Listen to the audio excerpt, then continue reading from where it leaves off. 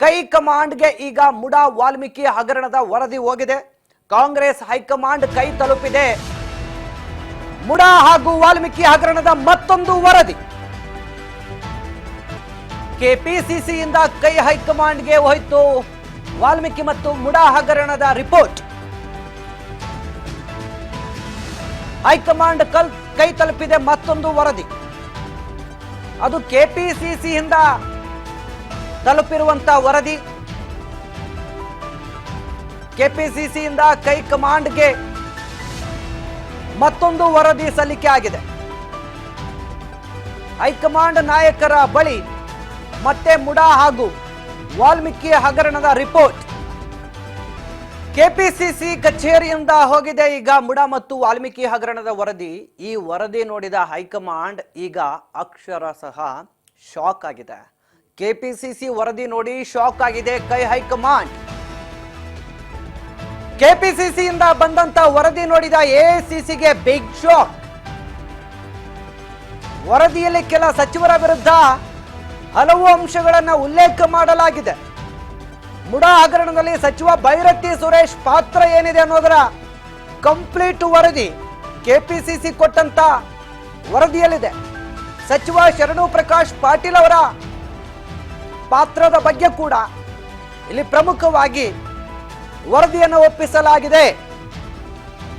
ಈ ವರದಿಯನ್ನು ನೋಡಿದ ಹೈಕಮಾಂಡ್ಗೆ ಶಾಕ್ ಮೇಲೆ ಶಾಕ್.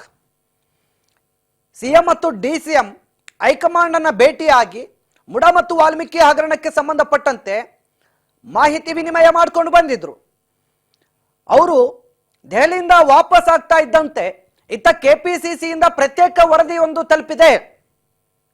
ಈ ವರದಿ ನೋಡಿದಂತ ಎಐಸಿಸಿಗೆ ಶಾಕ್ ಆಗಿದೆ. ಇತ್ತ ಮುಡಾ ಹಗರಣಕ್ಕೆ ಸಂಬಂಧಪಟ್ಟಂತೆ ನನ್ನ ಯಾವುದೇ ಪಾತ್ರ ಇಲ್ಲ ಅಂತೇಳಿ ಸಿಎಂ ಸ್ಪಷ್ಟನೆಯನ್ನು ಕೊಟ್ಟಿದ್ರು. ಮತ್ತೊಂದು ಕಡೆ ವಾಲ್ಮೀಕಿ ಹಗರಣದಲ್ಲಿ ಅಧಿಕಾರಿಗಳ ಪಾತ್ರ ಇದೆ, ಸಚಿವ ನಾಗೇಂದ್ರನ ಪಾತ್ರ ಏನೂ ಇಲ್ಲ ಅಂತೇಳಿ ಹೈಕಮಾಂಡ್ ಮನವರಿಕೆ ಮಾಡಿ ಬಂದಿದ್ರು. ಆದ್ರೆ ಈಗ ಹೈಕಮಾಂಡ್ಗೆ ವರದಿ ಕೊಟ್ಟು ಸಿಎಂ ಡಿಸಿಎಂ ವಾಪಸ್ ಆದ ಬೆನ್ನಲ್ಲೇ ಕೆಪಿಸಿಸಿ ಕಚೇರಿಯಿಂದ ಹೋಗಿರುವಂತಹ ವರದಿಯನ್ನ ನೋಡಿದ ಹೈಕಮಾಂಡ್ಗೆ ಶಾಕ್ ಆಗಿದೆ. ಇದರಲ್ಲಿ ಸಚಿವರ ಪಾತ್ರ ಏನು ಅನ್ನೋದರ ಬಗ್ಗೆ ಉಲ್ಲೇಖಿಸಲಾಗಿದೆ. ನಗರಾಭಿವೃದ್ಧಿ ಸಚಿವ ಆಗಿರುವಂತಹ ಭೈರತಿ ಸುರೇಶ್ ಅವರ ಪಾತ್ರ, ಶರಣಪ್ರಕಾಶ್ ಪಾಟೀಲ್ ಅವರ ಪಾತ್ರ ಏನಿದೆ ಅನ್ನೋದರ ಮಾಹಿತಿಯನ್ನ ಇದೀಗ ಹೈಕಮಾಂಡ್ಗೆ ತಲುಪಿಸಿದೆ ಕೆಪಿಸಿಸಿ.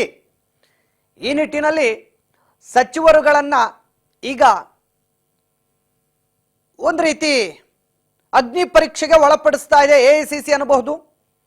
ಯಾರನ್ನ ಬದಲಾಯಿಸಿದಾರು, ಯಾವಾಗ ಸಂಪುಟ ಪುನರ್ರಚನೆ ಆಗುತ್ತೋ ಇಂತಹ ಹಲವು ಅನುಮಾನಗಳಿಗೆ ಇಂತಹ ಬೆಳವಣಿಗೆಗಳು ಸಾಕ್ಷಿಯಾಗ್ತಾ ಇವೆ. ಈ ನಿಟ್ಟಿನಲ್ಲಿ ಸಿಎಂ ವರದಿ, ಡಿಸಿಎಂ ವರದಿ ಬೆನ್ನಲ್ಲೇ ಈಗ ಕೆಪಿಸಿಸಿ ವರದಿ ಮತ್ತೊಂದು ಶಾಕ್ ಕೊಡ್ತಾ ಇದೆ. ಇತ್ತ ಸಚಿವ ಭೈರತಿ ಸುರೇಶ್ ದಾಖಲೆಗಳನ್ನ ತೆಗೆದುಕೊಂಡು ಹೋಗಿದ್ದಾರೆ. ಅದು ಎಲ್ಲಿಗೆ? ಮುಡಾದ ಕೆಲ ದಾಖಲೆಗಳು ಹೋಗಿದ್ದಾದ್ರು ಎಲ್ಲಿಗೆ? ಎಲ್ಲ ಅಂಶಗಳು ಕೂಡ ವರದಿಯಲ್ಲಿ ಉಲ್ಲೇಖ ಆಗಿದೆ ಅನ್ನುವಂಥ ಮಾಹಿತಿ ಇದೆ. ಮುಡಾದ ಕೆಲ ದಾಖಲೆಗಳು ಈಗ ಹೋಗಿದ್ದಾದ್ರು ಎಲ್ಲಿಗೆ ಅನ್ನುವಂಥ ಹಲವು ಅನುಮಾನಗಳು ಮೂಡ್ತಾ ಇದೆ. ಸಚಿವ ಭೈರತಿ ಸುರೇಶ್ ಬಳಿ ಮಹತ್ವದ ಕೆಲವೊಂದು ದಾಖಲೆಗಳಿದೆ. ಆ ದಾಖಲೆಗಳನ್ನ ತೆಗೆದುಕೊಂಡು ಹೋಗಿದ್ದಾದ್ರು ಎಲ್ಲಿಗೆ? ಇಂತಹ ಒಂದಷ್ಟು ಅನುಮಾನಗಳು ಕೂಡ ಈಗ ಮೂಡ್ತಾ ಇದೆ. ಈ ನಿಟ್ಟಿನಲ್ಲಿ ಮುಡಾ ಹಗರಣ ಈಗ ಭಾರಿ ದೊಡ್ಡ ಮಟ್ಟದಲ್ಲಿ ರಾಜ್ಯ ರಾಜಕೀಯದಲ್ಲಿ ಒಂದು ಸಂಚಲನಕ್ಕೆ ಕಾರಣವಾಗುವಂತ ಎಲ್ಲ ಮುನ್ಸೂಚನೆ ಸಿಗ್ತಾ ಇದೆ.